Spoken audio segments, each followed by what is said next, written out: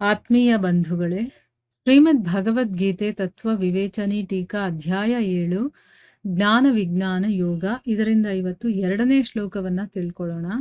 ಶ್ಲೋಕ 2. ಜ್ಞಾನಂ ತೇಹಂ ಸವಿಜ್ಞಾನಂ ಇದಂ ವಕ್ಷ್ಯಾಮ್ಯ ಶೇಷತಃ ಯಜ್ಞಾತ್ವ ನೇಹ ಭೂಯೋನ್ಯತ್ ಜ್ಞಾತವ್ಯಮವಶಿಷ್ಯತೆ.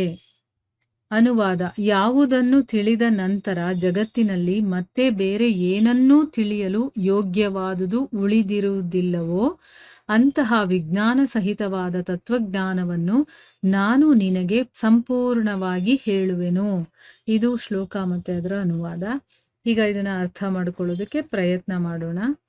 ಇಲ್ಲಿ ಭಗವಂತ ಹೇಳ್ತಾ ಇದ್ದಾನೆ, ಯಾವುದನ್ನ ತಿಳ್ಕೊಂಡ ಮೇಲೆ ಜಗತ್ತಲ್ಲಿ ಇನ್ನೇನೂ ತಿಳ್ಕೊಳ್ಳೋದಕ್ಕೆ ಉಳ್ದೇ ಇಲ್ವೋ ಅಂಥ ವಿಜ್ಞಾನ ಸಹಿತವಾಗಿರುವಂಥ ತತ್ವಜ್ಞಾನವನ್ನು ನಾನು ನಿನಗೆ ಕಂಪ್ಲೀಟ್ ಆಗಿ ಹೇಳ್ತೀನಿ ಅಂತ ಹೇಳ್ತಾ ಇದ್ದಾನೆ. ಅಂದ್ರೆ ಇಲ್ಲಿ ಏನು ಉನ್ನತವಾಗಿರುವಂಥದ್ದು ಇದೆಯೋ ಅದನ್ನ ಒಂದನ್ನು ತಿಳ್ಕೊಂಡ್ಬಿಟ್ಮೇಲೆ ಇನ್ನು ನಿನಗೆ ತಿಳ್ಕೊಳ್ಳುವಂಥದ್ದು ಏನೂ ಇಲ್ಲ, ಅಂಥ ವಿಷಯವನ್ನ ನಾನು ಹೇಳ್ತೀನಿ ಅಂತ ಹೇಳ್ತಾ ಇದ್ದಾನೆ. ಇಲ್ಲಿ ಒಂದು ವಿಷಯ ಅರ್ಥ ಮಾಡ್ಕೋಬೇಕು. ಭಗವದ್ಗೀತೆಯಲ್ಲಿ ಭಗವಂತ ಏನೇನೆಲ್ಲ ಹೇಳಿದನೋ ಅದೆಲ್ಲ ತುಂಬಾ ಇಂಪಾರ್ಟೆಂಟು. ರಹಸ್ಯತಮವಾಗಿರುವಂಥದ್ದೆಲ್ಲ ವಿಷಯಗಳನ್ನು ಹೇಳಿದಾನೆ. ರಹಸ್ಯವಾಗಿರೋದನ್ನ ಹೇಳ್ತಾ ಇದ್ದಾನೆ ಅಂತಂದ್ರೆ ಅರ್ಥ ಏನು? ಯಾರು ಭಗವದ್ಗೀತೆಯನ್ನ ಓಪನ್ ಮಾಡಿ ಓದ್ತಾರೋ ಅವ್ರಿಗೆ ರಹಸ್ಯಗಳು ಗೊತ್ತಾಗತ್ತೆ ಅಂತ. ಈಗ ನಾವು ಕೇಳಿದೀವಲ್ಲ ಎಷ್ಟೋ ಸರಿ, ನಮಗೇನು ಗೊತ್ತಾಗ್ಲಿಲ್ವಲ್ಲ ಅಂತಂದ್ರೆ ನಮ್ಮ ಮೈಂಡ್ ಅಷ್ಟು ಓಪನ್ ಆಗಿ ಇಟ್ಕೊಂಡಿಲ್ಲ ನಾವು. ಅಲ್ಲಿ ನಾವು ಅಹಂಕಾರ, ನನಗೆ ಗೊತ್ತಿದೆ, ಇನ್ನು ಏನೇನೋ ತುಂಬ್ಕೊಂಡಿದೀವಿ ನಾವಲ್ಲಿ. ಅದರಿಂದ ನಮಗೆ ಗೊತ್ತಿಲ್ಲ. ಫುಲ್ಲು ಖಾಲಿ ಮಾಡಿಕೊಂಡು ನಮ್ಮ ತಲೆನ ಭಗವದ್ಗೀತೆಯ ಮುಂದೆ ಕೂತ್ಕೋಬೇಕು. ಆಗ ಭಗವಂತ ಏನ್ ಹೇಳ್ತಾ ಇದ್ದಾನೋ ಅದೆಲ್ಲ ನಮಗೆ ಹೋಗುತ್ತೆ, ಆಯ್ತಾ? ಆಗ ನಮಗೆ ಇದರಲ್ಲಿ ಇರುವಂತ ತತ್ವ ಏನು, ರಹಸ್ಯಗಳೇನು ಎಲ್ಲವೂ ಗೊತ್ತಾಗುತ್ತೆ. ನೋಡಿ, ಇಲ್ಲಿ ಸ್ವಯಂ ಭಗವಂತ ಹೇಳ್ತಾ ಇದ್ದಾನೆ, ಈ ಜಗತ್ತಲ್ಲಿ ತಿಳ್ಕೊಳ್ಳೋದು ಏನಿದೆಯೋ ಅದನ್ನ ತಿಳ್ಕೊಂಡ್ಬಿಟ್ಮೇಲೆ ಬೇರೆ ಇನ್ನೇನು ತಿಳ್ಕೊಳ್ಳೋದಕ್ಕೆ ಇರೋದಿಲ್ಲ ಅಂತ ಹೇಳಿದಾನೆ. ಆದ್ರೂ ನಾವಿಷ್ಟು ಸರಿ ಭಗವದ್ಗೀತೆ ಕೇಳಿದ್ರು ಕೂಡ ನಮಗಿನ್ನೂ ಬೇರೆ ಬೇರೆ ಏನೇನೋ ಜ್ಞಾನ ಬೇಕು, ಅದು ಬೇಕು, ಇದು ಬೇಕು ಅಂತ ತಿರುಗಾಡ್ತಾ ಇರ್ತೀವಿ. ಯಾಕೆ? ನಾವು ಸರಿಯಾಗಿ ಅದನ್ನ ಅರ್ಥ ಮಾಡ್ಕೊಂಡಿಲ್ಲ.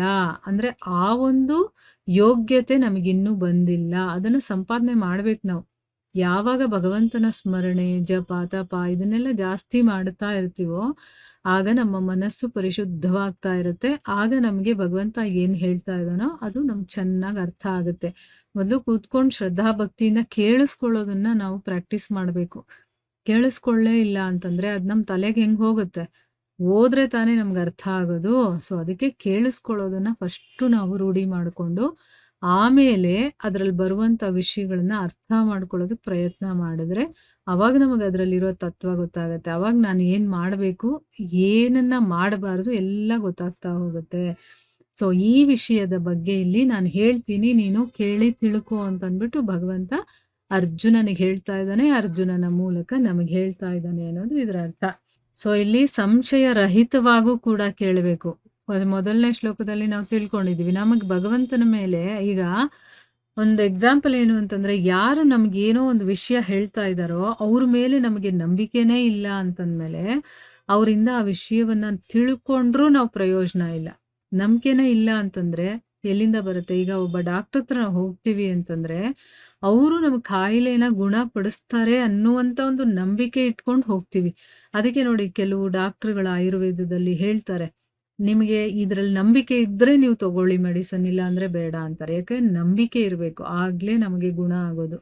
ಸೊ ಆ ಡಾಕ್ಟ್ರ್ ಮೇಲೆ ನಮಗೆ, ಆ ಔಷಧಿ ಮೇಲೆ ನಮಗೆ ನಂಬಿಕೆ ಇಲ್ಲ ಅಂತಂದರೆ ಅದು ಗುಣ ಆಗಲ್ಲ. ಅದೇ ರೀತಿ ನಮಗೆ ಯಾರು ವಿಷಯಗಳನ್ನು ಹೇಳ್ತಾ ಇದ್ದಾರೋ ಅವ್ರು ಹೇಳೋದು ಸರಿಯಾಗಿರುತ್ತೆ, ನನಗೆ ನಿಜವಾಗ್ಲೂ ಇದರಿಂದ ನನಗೆ ಉಪಯೋಗ ಆಗುತ್ತೆ ಅಂತ ಆ ಒಂದು ನಂಬಿಕೆ ಇಟ್ಕೊಂಡು ಕೇಳಿದಾಗ ಮಾತ್ರ ಅದು ಕೆಲಸ ಮಾಡುತ್ತೆ. ನಂಬಿಕೆ ಇಲ್ಲ ಅಂತಂದ್ರೆ ಕೆಲಸ ಮಾಡಲ್ಲ. ಅಲ್ಲಿ ಸಂಶಯ ಇತ್ತು ಅಂತಂದ್ರೆ ಅದು ಕೆಲಸ ಮಾಡೋದೇ ಇಲ್ಲ.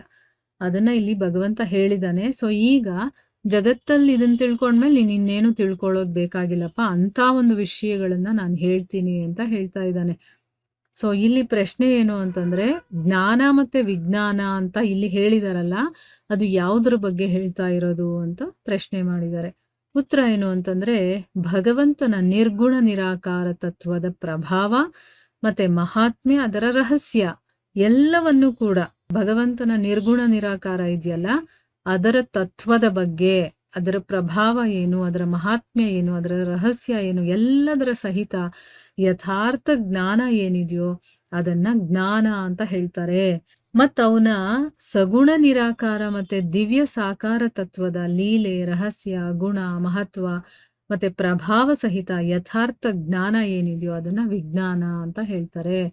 ಸೊ ಇಲ್ಲಿ ಜ್ಞಾನ ಅಂತಂದ್ರೆ ನಿರ್ಗುಣ ನಿರಾಕಾರದ ಬಗ್ಗೆ, ಮತ್ತೆ ವಿಜ್ಞಾನ ಅಂತಂದ್ರೆ ಸಗುಣ ನಿರಾಕಾರ ಮತ್ತೆ ಸಾಕಾರ ತತ್ವ ಇದೆಯಲ್ಲ ಅದ್ರ ಬಗ್ಗೆ ಕಂಪ್ಲೀಟ್ ಆಗಿ ಏನು ವಿಷಯಗಳಿದೆಯೋ ಅದನ್ನ ತಿಳಿಸೋದನ್ನ ವಿಜ್ಞಾನ ಅಂತ ಹೇಳೋದು. ಈಗ ಜ್ಞಾನ ವಿಜ್ಞಾನ ಅಂತಂದ್ರೆ ನಮಗೆ ಗೊತ್ತಾಗಿದೆ ಅಲ್ವಾ?